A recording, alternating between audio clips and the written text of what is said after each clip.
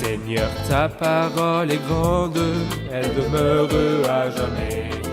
Ta parole est infaillible, rien ne peut la supprimer. Bienvenue, chers spectateurs, ainsi que tous nos spectateurs partout dans le monde, dans un nouvel épisode de notre émission quotidienne d'études toute la Bible. Dans notre étude de l'Épître aux Galates, nous sommes arrivés au chapitre 6, versets 6 à 11. Permettez-moi au début de l'épisode d'accueillir mon invité qui m'honore au studio, le frère Youssef Riyad. Bienvenue, frère Youssef. Merci beaucoup, frère Riyad. J'accueille aussi le public qui nous honore. Soyez les bienvenus.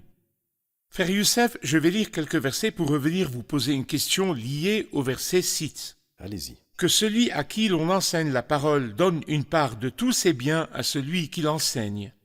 Ne vous y trompez pas, on ne se moque pas de Dieu. Ce qu'un homme aura semé, il le récoltera aussi. Celui qui sème pour satisfaire sa nature propre récoltera d'elle la ruine, mais celui qui sème pour l'esprit récoltera de l'esprit la vie éternelle. Ne négligeons pas de faire le bien, car nous moissonnerons au moment convenable, si nous ne nous relâchons pas. Ainsi donc, pendant que nous en avons l'occasion, pratiquons le bien envers tous, et en particulier envers nos proches dans la foi. Voyez avec quelles grosses lettres je vous ai écrit de ma propre main. Je voudrais revenir au verset 6, frère Youssef, et savoir ce que veut dire donner une part de tous ses biens à celui qui l'enseigne. Dans le christianisme, il n'y a pas de salaire matériel pour un service spirituel. Et dans toute la Bible sainte, nous ne trouvons pas de salaire donné à une personne, que ce soit mensuel ou annuel, sauf une seule fois mentionnée dans le livre des Juges, et cette personne était malheureusement un prêtre païen. Le christianisme connaît plutôt la communion. Il y a un très beau verset dans la deuxième épître aux Corinthiens, chapitre 8, qui nous dit dans le verset 4, lorsqu'il dit « C'est avec beaucoup d'insistance qu'ils nous ont demandé la grâce de prendre part à ce service en faveur des saints. » Donc le christianisme connaît la communion. Donc si une personne sème les choses spirituelles, il est normal qu'il récolte des choses matérielles de la part des personnes chez qui il a semé des choses spirituelles. C'est ce que dit l'apôtre ici, que celui à qui l'on enseigne la parole donne une part de tous ses biens à celui qui l'enseigne.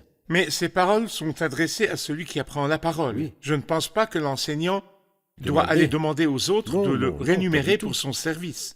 Celui qui sert le Seigneur, et le Seigneur est garant et pourvoit à ses besoins soit à travers les croyants ou à travers les étrangers. D'accord. Par exemple, Élie, il n'y avait personne du peuple de Dieu pour le soutenir, car le peuple était dans un état d'apostasie, mais les étrangers soutenaient le prophète. Alors, la personne qui est en train de servir Dieu sait très bien que Dieu est garant d'assurer ses besoins. Et ceux qui participent aux dépenses du serviteur ne sont pas en train de faire une faveur, mais c'est comme la récolte de ce qu'il a semé chez eux, un devoir. Exactement. Le verset suivant nous donne un avertissement et nous donne un principe que nous entendons beaucoup. Ne vous y trompez pas, on ne se moque pas de Dieu. Ce qu'un homme aura semé, il le récoltera aussi. Parlez-nous du principe des semailles et de la moisson et de l'avertissement qu'il a fait ici, ne vous y trompez pas. Eh bien, ce principe est un très ancien principe du livre de la Genèse au chapitre 8, juste après le déluge. Dieu a dit que tant que la terre subsistera, les semailles et la moisson, c'est-à-dire que c'est quelque chose que nous avons trouvé quand nous sommes nés et que nos pères ont trouvé quand ils sont nés, que tu récolteras ce que tu as semé. Il y a un temps pour les semailles et un temps pour la moisson. Si tu ne sèmes pas dans le temps des semailles, ne t'attends pas du tout à ce que tu récoltes quelque chose au temps de la moisson.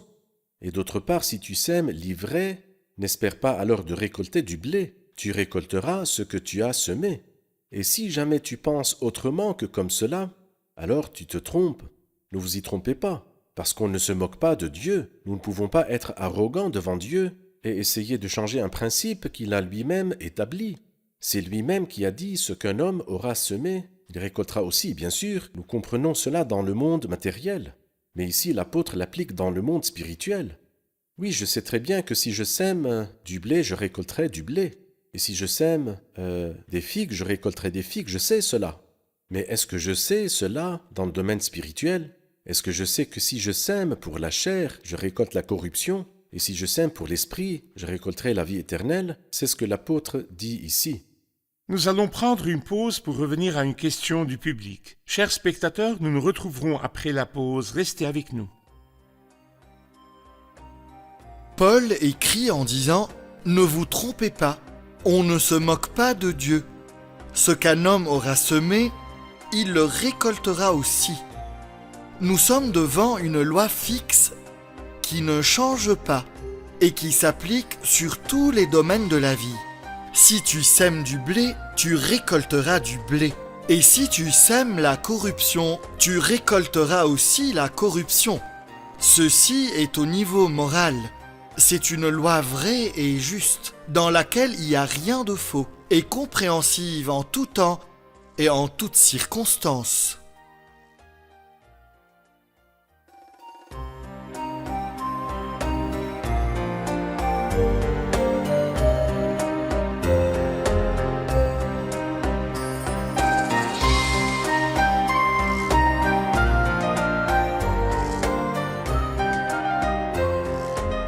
Nous sommes de retour, chers spectateurs, pour prendre une question du public. J'ai une question sur les semailles et la moisson. Je pense qu'avant la foi, tout le monde a semé la corruption. Alors va-t-il sûrement récolter la corruption? Je voudrais C'est savoir. avant la foi, bien sûr. Avant la foi. Ce qui a été semé avant la foi et après avoir accepté le Seigneur, dois-je immanquablement récolter après la foi? Le principe des semailles et de la moisson est un principe établi, que ce soit avant la foi ou après la foi, que ce soit pour le croyant ou pour le pécheur. C'est un principe que Dieu a établi, comme je l'ai dit dans Genèse, chapitre 8. Si je sème du blé, je récolterai du blé, que je sois croyant ou non croyant. Mais ce n'est pas le seul principe dans la parole de Dieu. Dieu a le principe de la grâce et de la miséricorde qui triomphe du jugement. Et de celui qui mange est sorti ce qui se mange, et du fort est sorti le doux. L'exemple le plus clair sur cela est l'histoire de Naomi dans le livre de Ruth. Naomi a mal agi et elle a récolté.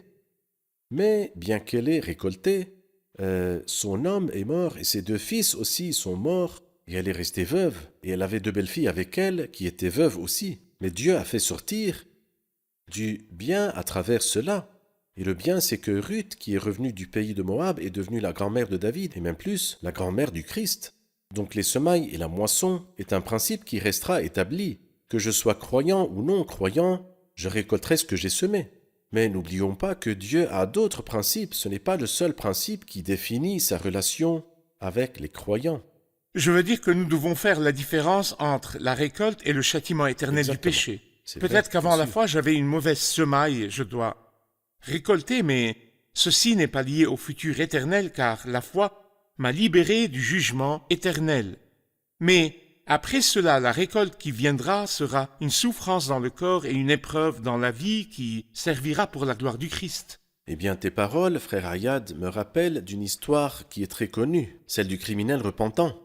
Jésus lui a ouvert la porte du paradis, mais ne l'a pas dispensé de se faire briser les jambes, parce qu'en tant que criminel, il a brisé les jambes de beaucoup de gens. D'accord. Exactement comme les bandits de l'histoire du bon samaritain, comment ils ont humilié l'homme. Et ce criminel, à la croix, avait sans doute terrorisé beaucoup de gens. Alors ses jambes ont été brisées, mais quand il est mort, il s'est trouvé au paradis. Il a été épargné de la sanction éternelle, mais il devait quand même récolter sur la terre. Saul avait consenti à exécuter Étienne, et C'est il vrai. accepta le Seigneur plus tard. Très Mais bien. il a récolté la même semaille parce qu'il a été Exactement. lapidé Il a plus été tard. lapidé. Mais les souffrances de la lapidation ont été utilisées pour devenir des souffrances pour témoigner de Jésus. C'est vrai. Il en fut récompensé et reçut une couronne. Oui. Il a bel et bien récolté et par la grâce de Dieu, la récolte s'est transformée en bénédiction. Eh bien, remarquez aussi, frère Ayad, que les gens voulaient en fait se prosterner devant Paul et devant Barnabas. Mais quand le temps de la lapidation est venu, ils n'ont pas lapidé Barnabas, cet homme bon, cet homme large d'esprit et large de cœur. Mais ils ont lapidé Saul, ils ont lapidé Paul. Et où est parti Barnabas? Alors ceci nous montre le principe des semailles et de la moisson. Ce qu'un homme aura semé, il le récoltera aussi. Mais ceci n'empêche pas Dieu, comme vous l'avez dit, de s'élever par la grâce, et de celui qui mange faire sortir ce qui se mange, une bénédiction et une gloire pour lui. Disons que le sens des semailles et la moisson se distinguent par 3 significations. La première est le déterminisme. Ce qui est semé va inévitablement être récolté. Et C'est c'est vrai. un principe chez Dieu. Deuxièmement, la qualité des semailles et de la moisson. Pas seulement le déterminisme, mais aussi la qualité. La récolte est La du même même genre espèce. que les semailles. Mm. Mais il y a aussi la quantité. Personne ne sème peu et récolte peu. À travers tout cela, les semailles, la moisson et la quantité, l'apôtre Paul nous encourage-t-il à semer ou bien nous en met-il en garde? Parce que le principe des semailles et de la moisson en général dans son contexte ici, est-ce pour avertir ou pour encourager, pour donner ou pour réprimander et pour empêcher l'avarice? Ce que je vois ici, c'est que le contexte est sur le don. Donc il dit, tu as semé, donc tu vas récolter. Et je pense ici qu'il nous parle, comme vous l'avez dit, qu'il nous parle de la qualité, n'espère pas de semer pour la nature propre et récolter pour l'esprit la vie éternelle. Mais il y a aussi la quantité, tu sèmes un peu, tu récoltes beaucoup. Parce que tu plantes une graine, mais tu récoltes un épi, et ainsi. Donc je crois ici que c'est encourageant, beaucoup plus qu'avertissant. C'est pourquoi nous disons à nos chers croyants partout dans le monde que quand le sujet des semailles et de la moisson est évoqué, ne paniquez pas. Souvent, pas quand peur. nous parlons des semailles et de la moisson, Mon nous Dieu nous pensons qu'il y a un secourt. problème qui arrive, il y a un désastre qui arrive, mais la Non. Bible nous encourage à donner. Et le peu que nous semons, nous le récolterons beaucoup plus par le don. Je voudrais dire aussi, frère Ayad, que je récolte quelque chose que j'ai semé il y a 10 ans. Mais moi, aujourd'hui, je sème quelque chose que je vais récolter dans le futur. Alors tâchons toujours de semer le bien. Semons pour l'esprit, toujours. Ne te mets pas à pleurer sur les ruines, car aujourd'hui, tu sèmes aussi, et tu récolteras demain. Alors semons bien aujourd'hui, maintenant. Le verset suivant, le verset 8, celui qui sème pour satisfaire sa nature propre récoltera d'elle la ruine, mais celui qui sème pour l'esprit récoltera de l'esprit la vie éternelle. Sur le même principe des semailles et de la moisson, que veut dire semer pour satisfaire sa nature propre et que veut dire semer pour l'esprit? Eh bien, cela veut dire que si pendant toute la journée je ne fais que penser à des choses impures et mauvaises, et je regarde des sites qui ne sont pas saints, je fais du chatting sur des choses qui ne glorifient pas Dieu, je sème tout le jour pour satisfaire ma nature propre. Espères-tu, après avoir passé des jours faisant tout cela, qu'au moment de la moisson, je récolte la vie éternelle, je récolte pour l'esprit des bénédictions, des consolations, des joies, ou bien alors je me trouverai sans consolation dans une sécheresse spirituelle. Je blâme les circonstances, je blâme Dieu, tandis que je ne me blâme pas moi-même parce que j'ai semé pour longtemps pour satisfaire ma nature propre. Mais celui qui sème pour l'esprit, celui qui se préoccupe des affaires de Dieu, se préoccupe de la parole de Dieu, du peuple de Dieu, du service de Dieu, celui-là sème, et de l'esprit il récoltera la vie éternelle. J'aimerais déduire du principe des semailles et de la moisson une application pratique sur les semailles et de la moisson dans différents cercles. Par exemple, celui de la maison, l'éducation des enfants. Comment la semaille peut-elle affecter la moisson plus tard? Ou bien le cercle du don en général, le don pour l'œuvre de Dieu, ou le cercle du service. Pour toute chose semée, il y a toujours une moisson. Donnez-moi un exemple comme cela.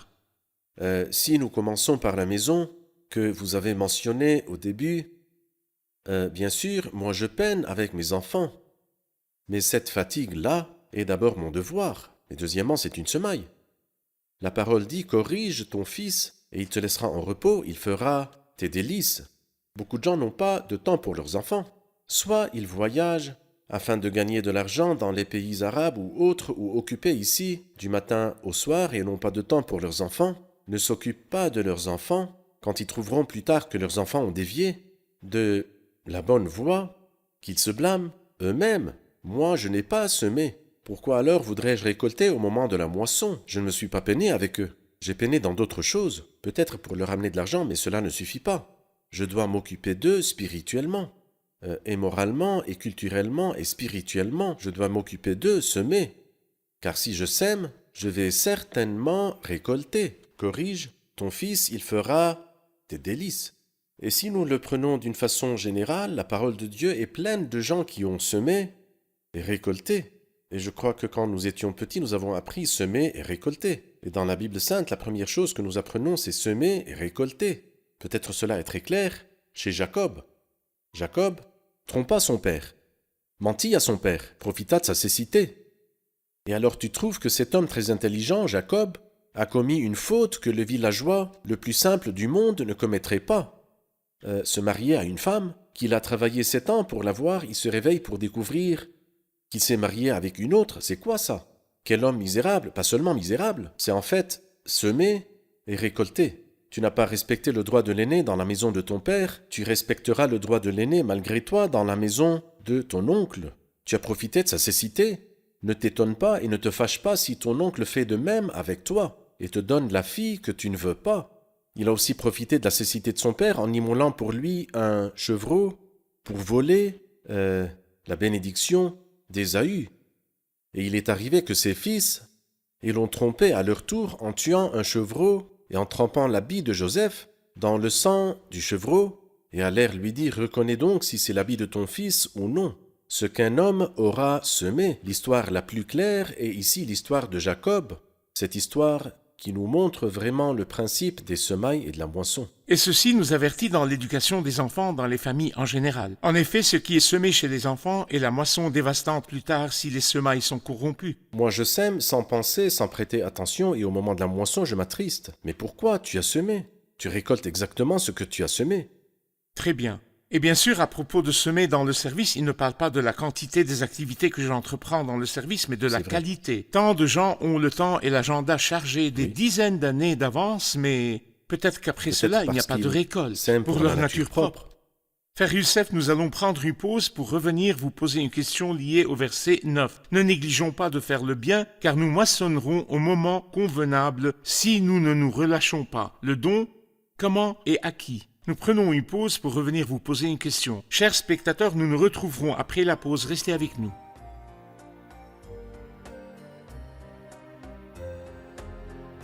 Dans les réunions, nous rencontrons les bons croyants et c'est un temps où nous nous rafraîchissons ensemble. Bien sûr, après avoir écouté la parole de Dieu et être rafraîchis par les chants, alors les réunions ont une grande influence dans ma vie et je les aime franchement. Toutes les réunions sont bénéfiques, que ce soit l'adoration ou l'étude de la parole de Dieu. Nous y partageons nos vies et nos expériences et la relation de Dieu avec nous. La communion. Oui, c'est là où je me réunis avec mes frères pour nous édifier les uns les autres. Les réunions sont des temps où je rencontre des croyants comme moi qui ont le même but dans la vie et qui viennent dans la même attitude pour glorifier le Seigneur, pour s'édifier les uns les autres, pour mieux connaître le Seigneur et le glorifier.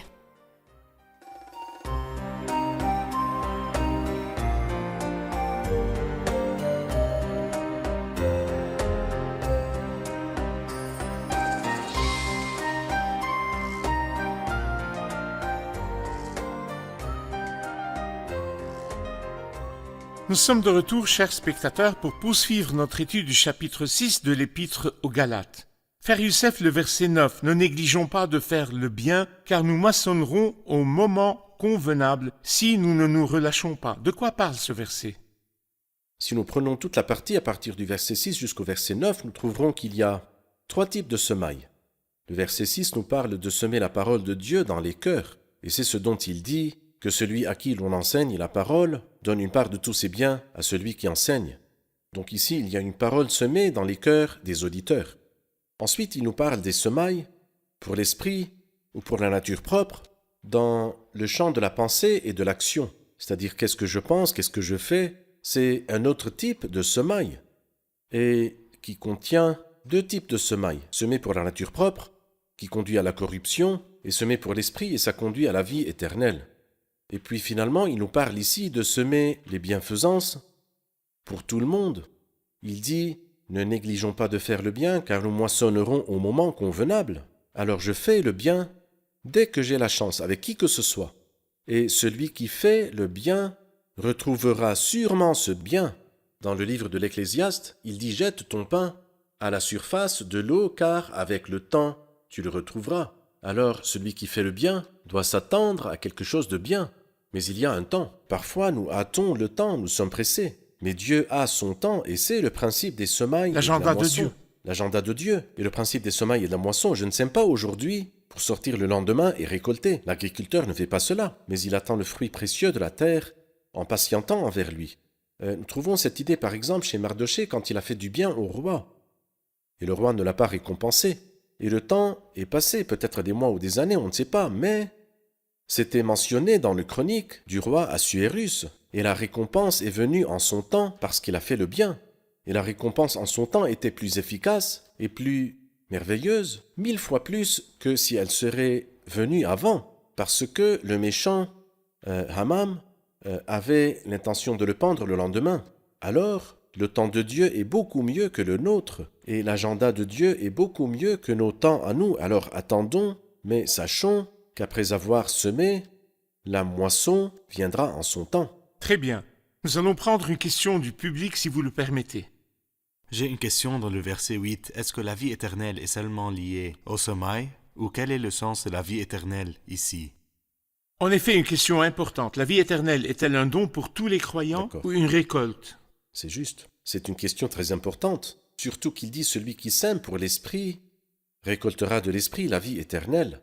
On ne peut pas semer pour l'esprit si nous n'avons pas l'Esprit Saint en premier lieu. Et si tu as l'Esprit Saint, cela veut dire que tu as cru. Et alors, si tu as cru, tu as obtenu la vie éternelle. Alors comment sèmes-tu pour l'esprit pour récolter la vie éternelle? Ici, la vie éternelle qu'on récolte, ce n'est pas qu'on la possède, mais plutôt qu'on en jouit.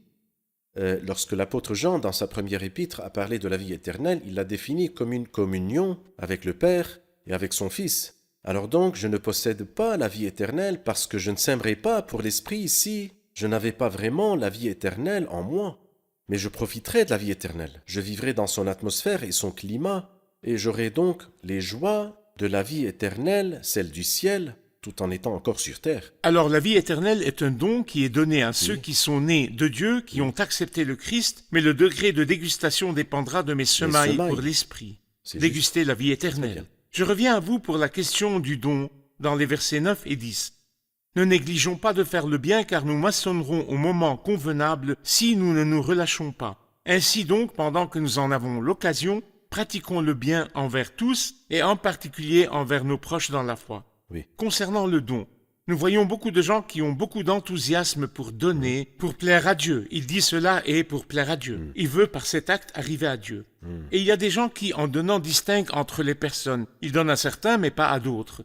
Et des gens qui, en donnant, font beaucoup de bruit pour se faire voir. Exactement. Ma question est, le don chrétien, comme nous l'enseigne la parole de Dieu, pourquoi ce don? Pourquoi donne-t-on et à qui donner et comment donner? Pourquoi donner comme un chant, un très beau chant qui dit « Vous qui avez pris la rédemption, vous qui avez accepté le bon chemin, répondez à Dieu, répondez au Père et donnez comme il vous a donné. Moi, j'ai reçu. » Et l'apôtre Paul, dans 2 Corinthiens, chapitres 8 et 9, en parlant justement du don, il parle de deux choses. Vous connaissez la grâce de notre Seigneur Jésus-Christ. Pour vous, il s'est fait pauvre alors qu'il était riche, pour que par sa pauvreté vous soyez enrichis. Et à la fin du chapitre 9, l'apôtre Paul dit que Dieu soit remercié pour son don incomparable. Donc j'ai reçu, et je ne donne pas du tout pour que Dieu me soit favorable et qu'il me donne en retour. Mais j'ai déjà reçu beaucoup de choses de Dieu. Nous recevons de ta main ce que nous t'offrons. Donc je donne non pas pour gagner la satisfaction du Seigneur, mais parce que j'ai déjà reçu la faveur de Dieu par la grâce gratuitement. Et moi je donne du surplus de ce que lui m'a donné, parce qu'il m'a appris à donner, ce Dieu qui m'a donné sans que je ne le mérite. Donc c'est un résultat, pas un moyen. Exactement. Donc par cela, vous avez clarifié le premier point qui est le don chrétien qui n'est pas un moyen d'obtenir la faveur de Dieu, mais un résultat et un fruit de la réception de la vie éternelle. Je voudrais savoir les deux autres points. À qui donner et comment donner? À qui donner, il le dit dans le verset 10, « Pendant que nous avons l'occasion, pratiquons le bien envers tous. » Mais après, il dit en particulier envers nos proches dans la foi. Je suis relié à tous par la création. Dieu nous a tous créés, et j'ai le devoir de considérer que chacun dans l'humanité est mon partenaire dans cette création. Il dit un seul Dieu est Père de tous, il est au-dessus de tous. Mais particulièrement, il y a un autre cercle plus restreint, celui de la rédemption, et je dois faire le bien en particulier, et non pas exclusivement, mais plutôt particulièrement envers mes proches dans la foi. Donc je le fais pour tous, et surtout pour mes proches dans la foi. Donc le don est offert à tous, À tout le monde, même aux ennemis, même aux ennemis. et surtout à mes proches Si dans ton la ennemi foi. a faim, donne-lui à manger. Le troisième point, comment donner? De quelle façon? Eh bien, le Christ a répondu à cette question d'une façon merveilleuse dans le Sermon de la montagne, Matthieu chapitre 6, versets 1 à 4, quand il dit « Lorsque tu fais un don à quelqu'un, ne sonne pas de la trompette devant toi, que ta main gauche ne sache pas ce que fait ta droite, Il y a beaucoup qui donnent pour l'apparence et la fierté. Et le Christ dit d'eux, ils ont leur récompense. Et il nous donne une très belle image que tu donnes, par exemple 10 € à quelqu'un d'une main et de l'autre, tu tiens un microphone pour annoncer, pour sonner de la trompette devant toi, pour que tout le monde le sache, le proche et le loin, que tu as donné. Non, le Christ nous dit quand tu donnes, que ta main gauche ne sache pas ce que fait ta droite. Quand tu donnes de ta main droite, ne laisse pas ton cœur qui est du côté gauche te pousse à te vanter. Je suis un homme de bien, je suis un homme qui donne, je suis un homme généreux. Non, mais fais. Et que ta main gauche ne sache pas ce que fait ta droite, et ton Père qui voit dans le secret te le rendra lui-même ouvertement. Et le principe du don et de l'aumône est dans le secret. Personne d'autre que Dieu ne doit le savoir. Je vous remercie, frère Dieu vous Youssef, que bénisse. Dieu vous bénisse. Nous allons écouter les interventions du public. Qu'avons-nous appris aujourd'hui? Pendant longtemps, on entendait parler du principe de semer et de récolter du côté négatif. Mais aujourd'hui, nous avons entendu quelque chose de nouveau, que le principe de semer et de récolter est un principe encourageant. En vue des choses positives, je sème, pour l'esprit pour récolter. Je déguste la vie éternelle et la relation avec Dieu. Nous avons appris qu'il y a 3 principes de semaille et de moisson. Le premier, c'est le déterminisme, celui qui sème récolte. Le deuxième, c'est que ma récolte est du même genre que ma semaille. Je sème le bien, je récolte le bien, je sème le mal, je récolte le mal. La dernière, c'est la quantité. Celui qui sème récolte toujours des multiples de ce qu'il a semé. D'accord. Ihab?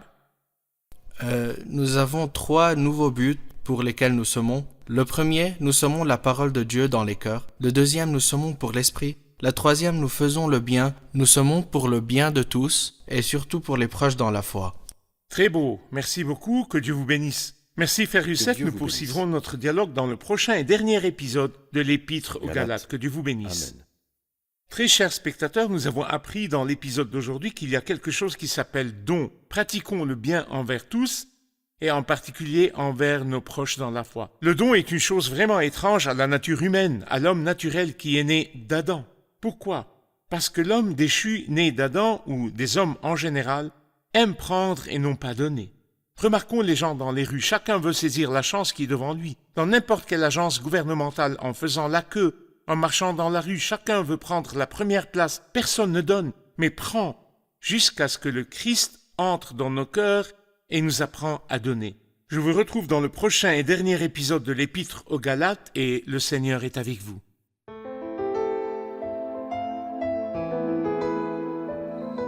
Seigneur, ta parole est grande, elle demeure à jamais.